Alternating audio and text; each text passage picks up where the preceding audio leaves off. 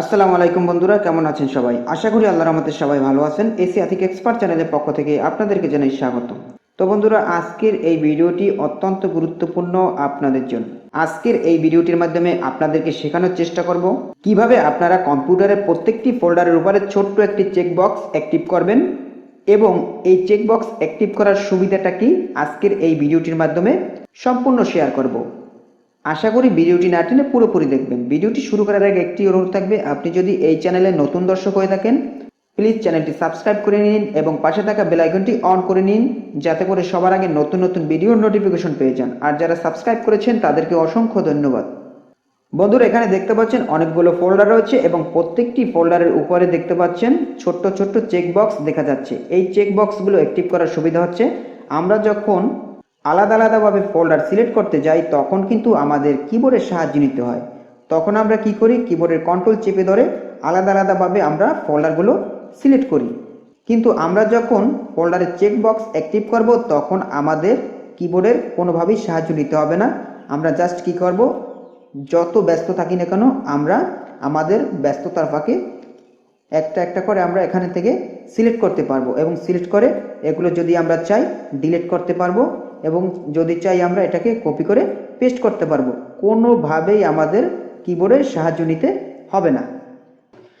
তো বন্ধুরা, এখন আমি আপনাদেরকে দেখাবো কিভাবে আপনারা ফোল্ডারের উপরে চেকবক্স অ্যাক্টিভ করবেন। আমরা অনেকেই আছি যারা উইন্ডোজ 7 ব্যবহার করি, আমরা অনেকেই আছি যারা উইন্ডোজ 10 ব্যবহার করি। তো দুটা থেকেই কিন্তু ফোল্ডারের উপরে চেকবক্স অ্যাক্টিভ করা যায়। তো আমি এখন ব্যবহার করতেছি উইন্ডোজ 7। তো আমি এখন উইন্ডোজ 7 থেকে আপনাদেরকে দেখাচ্ছি। পরবর্তীতে আমি আপনাদেরকে বলে দেবো যে উইন্ডোজ 10 থেকে কিভাবে আপনারা ফোল্ডারের উপরে চেকবক্স অ্যাক্টিভ করবেন। তো বন্ধুরা, ফোল্ডারের উপরে চেকবক্স অ্যাক্টিভ করার জন্য আপনাকে প্রথমত যে কাজটি করতে হবে, মাই কম্পিউটারে যেতে হবে। যাওয়ার পর এখানে দেখতে পাচ্ছেন উপরের দিকে বাম পাশে অর্গানাইজ একটি লেখা রয়েছে, এখানে ক্লিক করবেন। ক্লিক করার পর এখানে দেখতে পাচ্ছেন ফোল্ডার অ্যান্ড সার্চ অপশন, এখানে ক্লিক করবেন। ক্লিক করার পর এখানে দেখতে পাচ্ছেন তিনটি অপশন রয়েছে, জেনারেল, ভিউ, সার্চ। আপনারা কি করবেন, জাস্ট ভিউর উপরে ক্লিক করবেন।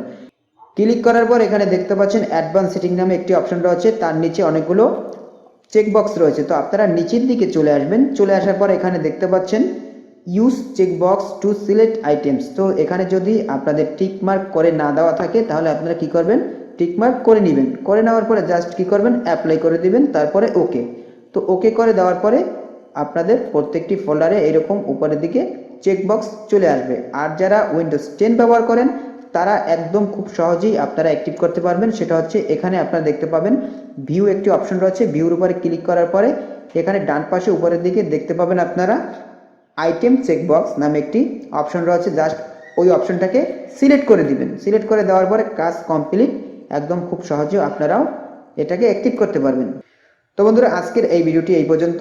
আপনাদের যদি এই ভিডিওটি একটু ভালো লেগে থাকে অবশ্যই ভিডিওটিতে একটি লাইক করে দিবেন এবং আপনাদের মতামত কমেন্ট বক্সে জানিয়ে দেবেন। আজকের মতো তাহলে আসি, আসসালামু আলাইকুম।